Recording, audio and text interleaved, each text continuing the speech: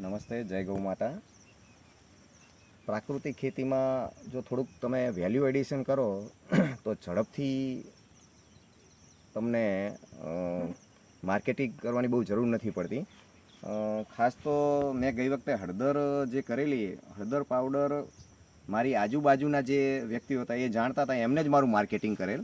ઉપરાંત મેં Google form બનાવ્યું આ વખતે, અને ગૂગલ ફોર્મમાં આ લિંક બધે મોકલાવી દઉં, એટલે જેથી જે તે વ્યક્તિઓને જેટલો ઓર્ડર નોંધાવો એ લિંકમાં ભરે તો મને મારામાં તરત જ હાઇલાઇટ થાય ને મને ખ્યાલ આવી જાય કે ભાઈ આ વ્યક્તિઓને હળદર જોઈએ છે.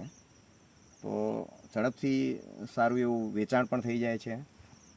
ઉપરાંત પ્રાકૃતિકતાના કારણે મારે ઓર્ડર ના પાડવી પડે છે. કેટલાય ગઈ વખતે મેં 700થી 800 કિલો હળદર લેનારને મેં ના પાડેલ.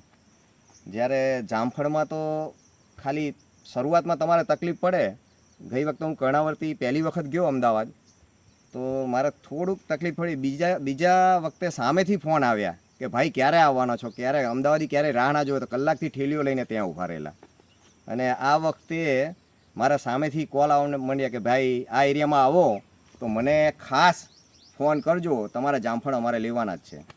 તો પ્રાકૃતિકતાની આ એક કમાલ છે કે ભાઈ તમને સામેથી ફોન આવશે.